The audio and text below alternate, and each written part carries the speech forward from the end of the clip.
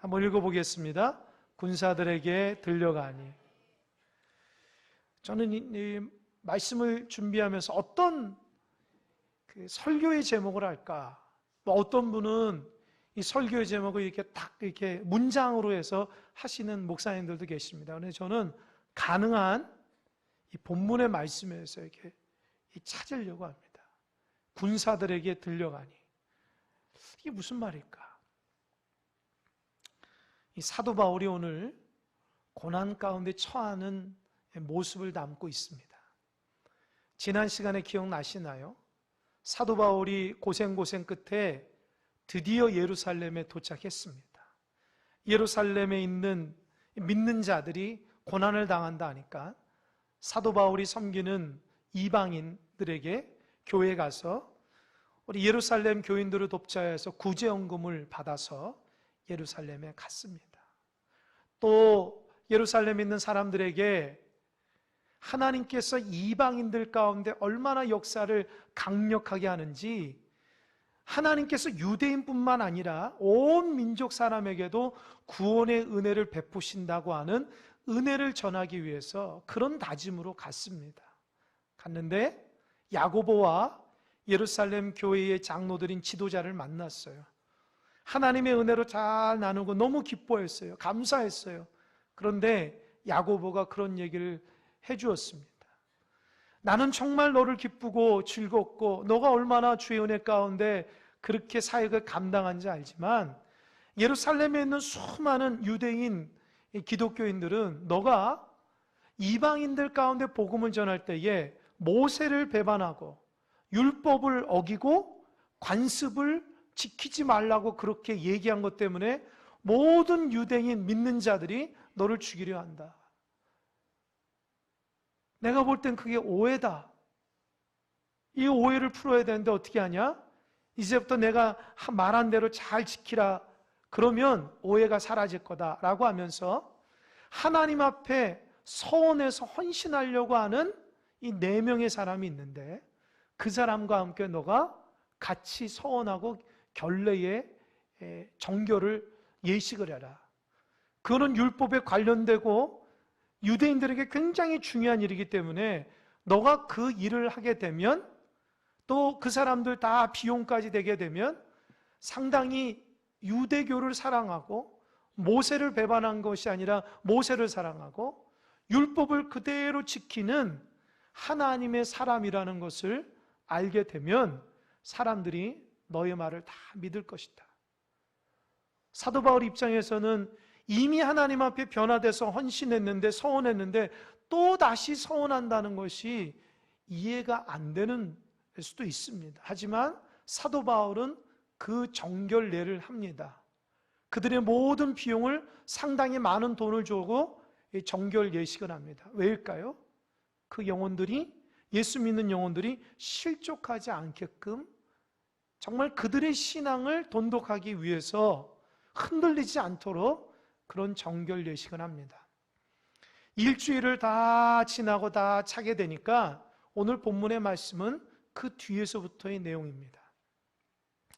저와 여러분이 사도 바울이라면 일주일 동안 정결 예식을 성전에서 하나님 앞에 기도하며 사실 안 해도 되지만 저분들의 신앙을 돈독하기 위해서 했어요. 이제 저 유대인 크리스찬들이 자기에 대한 오해가 다 풀어질 거라 생각하며 사도 바울은 이제 많은 사람 앞에 하나님께서 나에게 베풀어진 그 놀라운 은혜를 전하려고 마음속에 다짐하고 있었습니다. 그리고 하나님 앞에 하나님 감사합니다. 이제 오해가 풀렸으니 그 모든 사람에게 하나님 나에게 주신 귀한 복음을 전하게 담대함으로 전하게 하셔 더 많은 사람들에게 전하게 해달라고 그렇게 기도하고 있었는데 또 다른 어려움이 사도 바울에게 찾아온 거예요. 참 제가 사도 바울의 이 일생을, 이 성경을 보면서 너무 안타까워요. 사도 바울 본인도 안타깝지만 사도 바울이 하나님의 귀한 복음을 전하면서 겹겹이 둘러싸이는 한 문제가 해결되면 또 다른 문제가 나오고 또 다른 문제가 해결되면 견딜 수 없는 또 다른 문제가 거듭거듭 나오는 사도 바울의 일생을 보고 참 마음이 안타까운 거예요. 이번에는 어떤 어려움이냐? 아시아로부터 온 유대인이 있어요. 아시아로부터 온 유대인들이 사도 바울이 성전에 있을 때 사도 바울이 성전을 더럽혔다고 하는 말을 사람들 전체 다 앞에서 얘기하는 거예요. 그러니까 그 말에 동조해서 사람들이 사도 바울을 끌고 성전에서 내친 거예요. 성전문을 딱 닫고 사도 바울을 바깥에 두고 돌로 치기 시작하는 거예요. 사도 바울 입장에서는 성전에서 일주일 동안 결례를 하며 하나님 말씀대로 순종하고 영혼들을 사랑하는 마음으로 자기 있는 돈을 다 베풀어 가지고 정말 오해를 풀어서 하나님 영광 돌리고 복음을 위해서 살아가는데, 공교롭게도 그 문제는 풀어지지 않고 또 다른 문제가 생긴 거예요. 아시아에서 온 유대인들이 누군지 압니까? 에베소 사람들이에요. 여러분, 에베소 사람들은 사도 바울이 이방에서 복음 전할 때에 가장 오래 있던 곳이 에베소입니다. 3년 동안 있었습니다. 그러니까 사도 바울에게 있어서 에베소는 굉장히 소중한 것이고, 에베소 사람들은 정이 가는 사람들이에요. 에베소 교인 성도들 입장에서 사도 바울은 어떤 사람이에요? 생명의 은인과도 같은 사람이에요. 예수님 몰라 죽어갈 때에 사도 바울이 와서 복음을 전함으로 그 복음을 받음으로 구원의 역사를 받은 사람이 에베소입니다.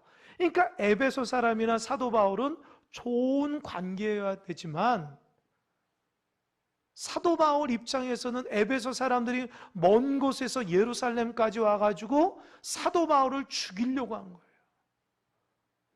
사도 바울 마음은 어떻겠습니까? 배신감에 힘들겠죠. 내가 3년 동안 정말 최선을 다해 사랑하는 마음으로 복음을 전했는데, 너희들이 그 복음을 듣고 그 당시엔 너무나 은혜되고 정말 하나님의 사람처럼 그렇게 살아갔는데, 이제 와서 그들에게 복음을 전한 사도 바울을 죽이려고 성전에서 결례 예식을 하고 있는 사도 바울을 끌어내서 공식적인 장소에서 사도 바울을 죽이려고 모함하고, 그래서 사도 바울이 그의 사역을 못하고 죽어가는 판이거든요. 얼마나 속상하겠습니까? 이제 사도 바울은 복음을 전하겠다는 생각이 이제 다 사라지는 거예요. 한편으로는 에베소 사람한테 화가 나고, 한편으로는 하나님께 원망하는 거예요. 하나님, 이게 뭡니까? 하나님 고생 와서 이렇게 왔는데 하나님의 은혜는 온데간데 없고, 예루살렘 유대교 사람한테 오해를 받더니만 이제는 먼 지역에 있는 에베소 사람, 그들에게도 또 오해를 받고 있습니다. 하나님, 이게 뭡니까? 하나님이 살아계신다면 내가 왜 이런 고난을 당해야 됩니까? 아마도 사도 바울은 그런 마음을 담고 있었던 것 같아요. 그런데 정말 사도 바울이 성전을 더럽혔을까요? 이게 무슨 말이냐? 여러분, 유대인들은 선민의식을 갖고 있습니다. 선민의식을 갖고 있다는 것은 이 땅에 수많은 민족과 인종이 있는데, 사람들이 있는데, 그들 중에 창조자 하나님께서 만물의 조물주가 누구를 택했냐? 유대인들을 택했다는 거예요. 유대민족을. 그래서 다른 민족은 다 죽어야 되지만 유대민족은 하나님께서 택한, 선택된 민족이라는 자부심이 강했어요. 그리고 유대인에게 있는 율법은 하나님께서 선택된 민족은 유대인에게만 주는 축복의 말씀이라 생각한 거예요. 그러니까 율법을 지켜나가는 것은 축복이라 생각하고, 그대로 잘 지켜나가면 의롭고 하나님 앞에 구원받는다고 생각했어요. 또 한 가지 유대인에게서 가장 소중하게 여겼다는 것은 뭐냐면 하나님의 성전입니다. 선택된 민족이 하나님께서 율법도 주시고, 그 살아계신 하나님, 내 눈에 보이지 않은 하나님이 어디서 만나냐? 성전에서 만나 주신다는 거예요. 그 하나님은 거룩하신 하나님이라는 거예요. 그러니까 유대인에게 있어서 중요한 세 가지는 뭡니까? 내가 유대 백성이라는 것과 유대 백성으로 잡으신가는 율법과 세 번째로는 유대인만 만나주시고 축복하신다고는 성전이 있다는 것에 대한 굉장한 자부심이 있었어요. 그래서 누가 유대인을 모함하면 죽여도 괜찮아요. 누가 율법을 어기지 않으면 죽여도 괜찮아요. 그들에게는. 누가 성전을 더럽히거나 모독하면 돌로 쳐서 죽여도 되는 거예요. 그들에게 있어서는. 사도 바울이 성전을 더럽혔다고 에베소 사람들이 모함하는 거예요. 제가 지금 모함이라고 얘기했습니다. 성경에 볼까요? 얼마나 재밌는지 성경 한번 보겠습니다. 28절, 29절 다 같이 한 목소리 한번 읽어보겠습니다. 시작.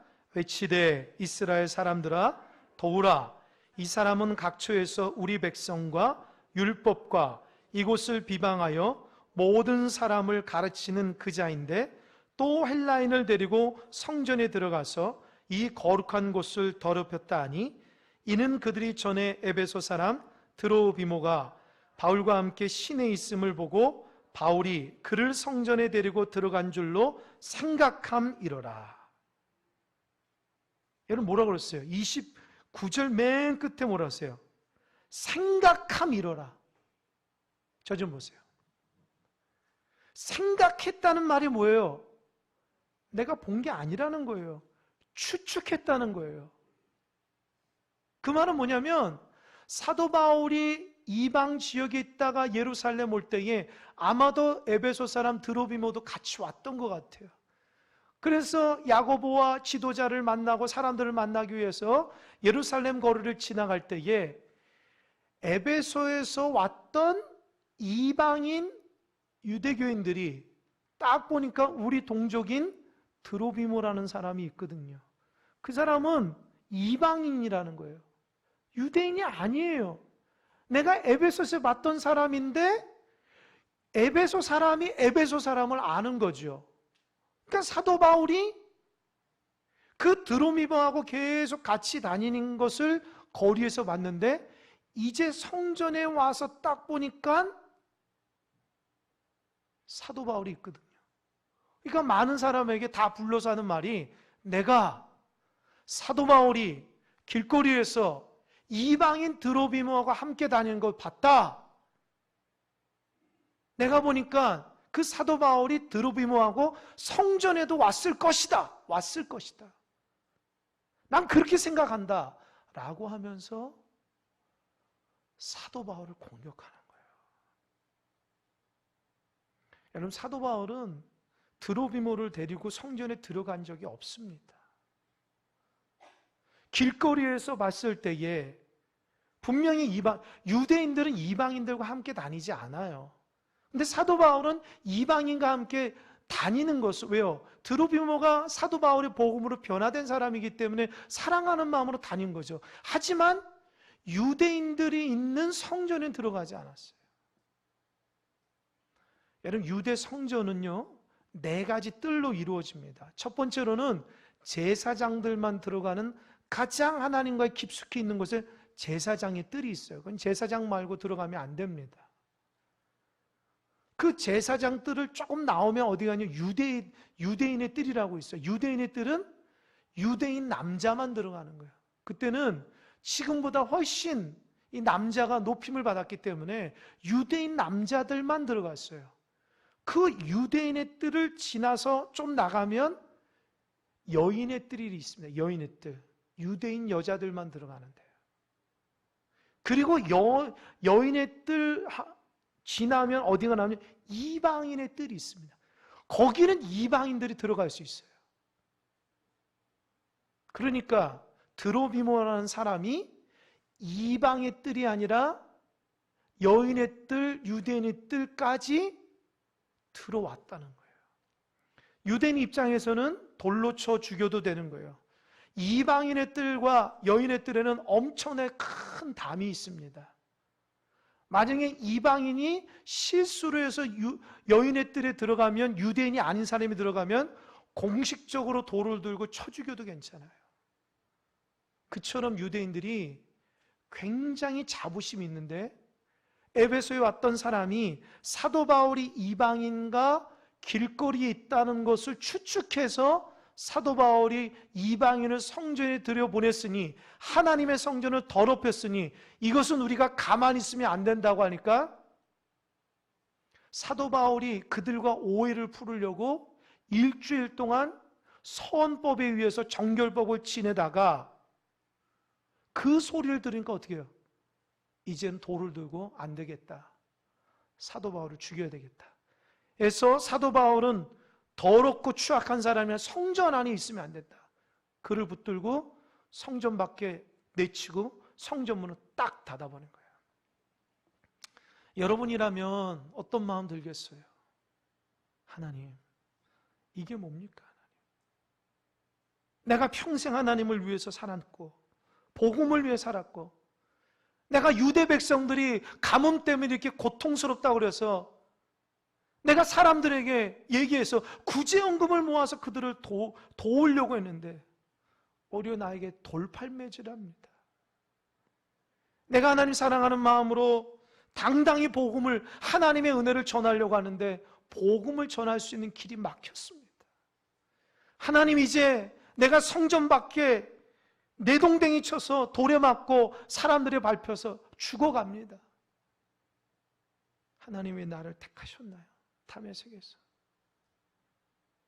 너무 힘들고 어려운 고통의 순간입니다. 하나님 그때 뭐 하셨을까요? 하나님 그때 뭐 하셨을까요? 그런 오해를 받고 있는데 사도 바울의 중심을 누구보다도 잘 아시는 하나님이 왜 가만히 있었을까요?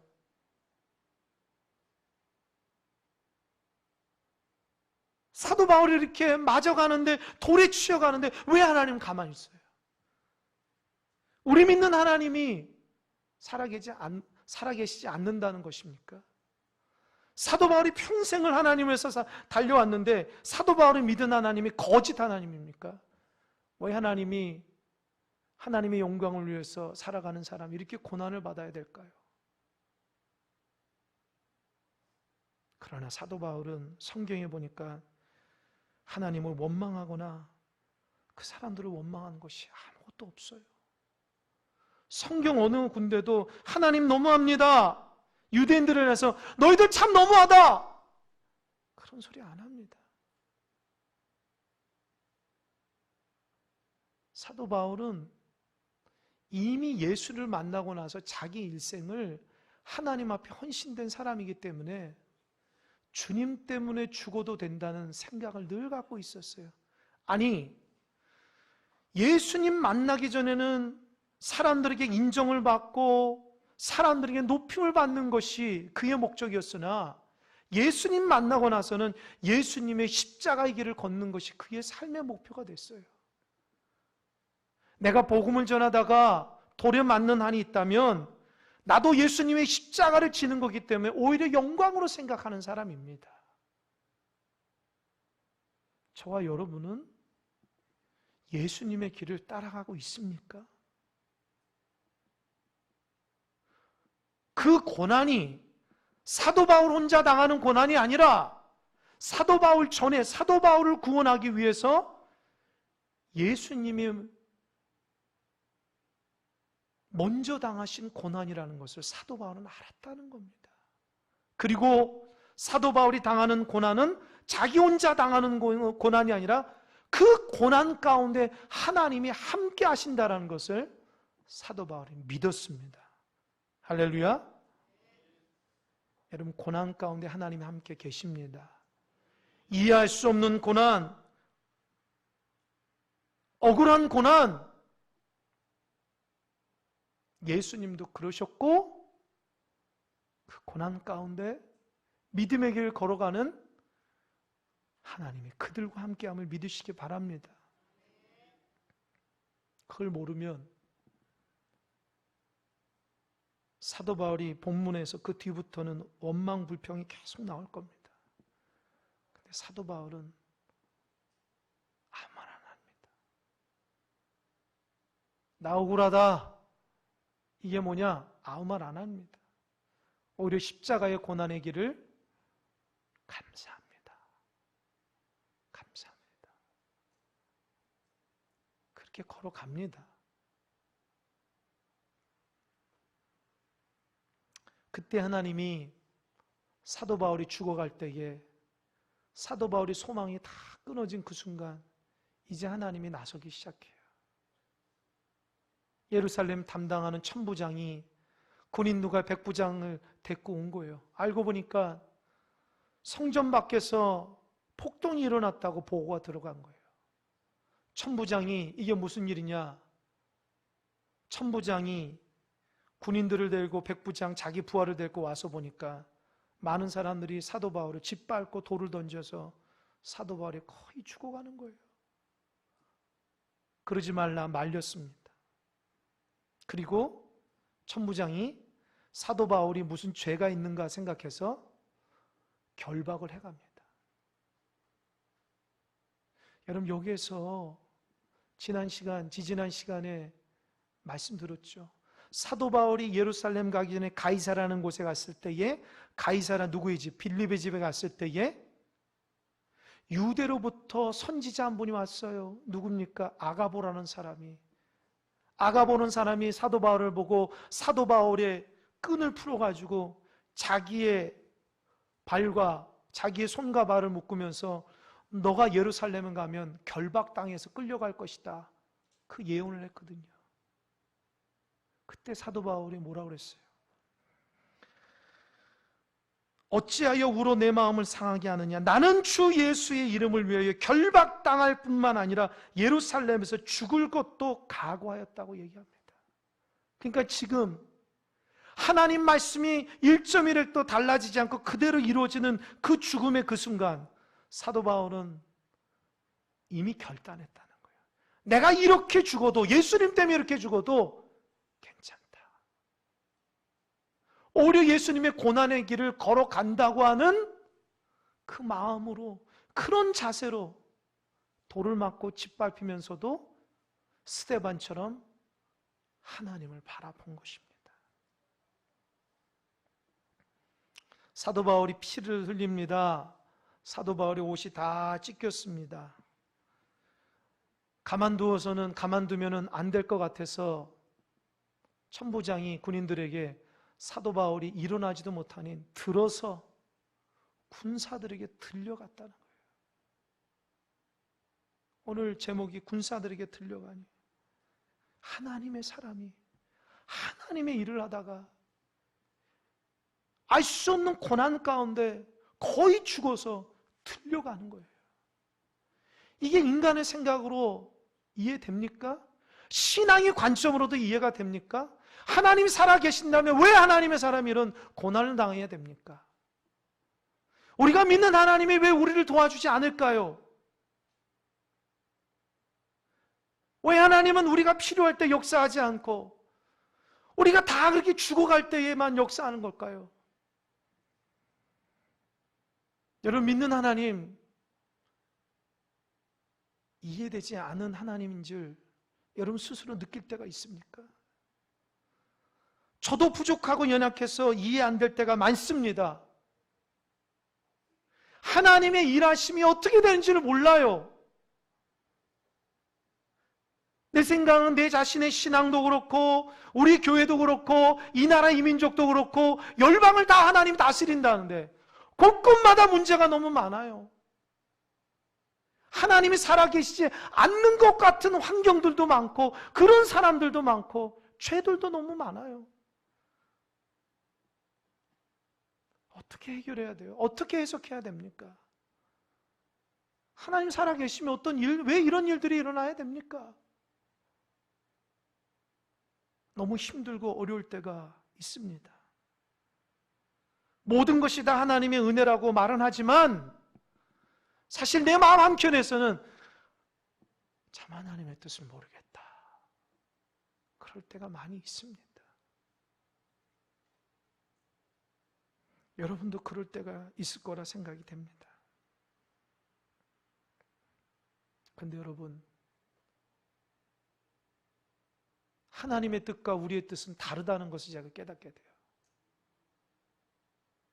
다음 시간에 말하겠지만 사도 바울은 힘이 하나도 없어서 일어날 힘도 없는데 군인들에게 들려서 가는 그 순간에 하나님께서 힘을 주셨는지, 아니면 사도 바울이 이를 악물고 했는지 모르지만 버텨서 많은 사람들에게, 영내를 끌어갈 때 층계에 딱 서가지고 많은 사람에게 복음을 전합니다.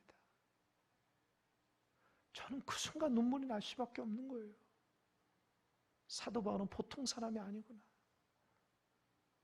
그 순간 많은 사람에게 나는 아닙니다라고 얘기하고 싶겠죠. 하나님 뭡니까? 라고 얘기하고 싶겠지만 사도 바울은 그 얘기 안 하고 그 고난 중에 자기가 다메섹 도상에서 예수를 만난 하나님의 은혜를 간증하고 있어요. 우리 눈으로 보면 제정신 아닌 사람이에요. 그러나 사도 바울은 자기가 죽어가는 그 순간에도 오직 예수님 때문에 내가 변화되고, 예수님 때문에 내가 살아가고, 예수님 때문에 내가 오늘도 이런 일을 당한다고 하는, 오직 주님 사랑하는 마음으로 많은 사람 앞에 공개적으로 하나님 말씀을 전하게 됩니다. 만약에 사도 바울이 건강하고 이런 일이 없었다면 많은 사람 앞에 그렇게 전할 기회가 없었을 거예요. 그러니까 하나님의 일하심은 우리하고 다릅니다. 우리는 계획된 대로 착착착착 되면 잘 된 것이 하나님의 은혜라고 생각하지만 하나님 그게 아닙니다. 하나님은 하나님의 주권대로 우리 성도를 이끌어가고 교회를 이끌어가고 민족을 이끌고 열방을 이끌어가는지 믿으시기 바랍니다. 그래서 작은 머리로 하나님을 쉽사리 판단해서는 안 됩니다. 더 나아가서 사도 바울이 로마 군병에 끌려가서 자기가 로마인이라고 얘기하니까 로마에 있는 황제한테 재판정에 서기 위해서 로마 군사들에게 안전하게 로마까지 가게 됩니다. 사도 바울이 하나님 앞에, 하나님, 내가 로마까지 가서 복음을 전하는데, 그렇게 얘기했잖아요. 사도 바울 생각에는 순탄하게 가면 좋겠지만 너무 힘들고 어려운 것 같아요. 그러니까 하나님이 가장 안전한 방법으로 수많은 적들로서 보호할 수 있는 로마 군사들에게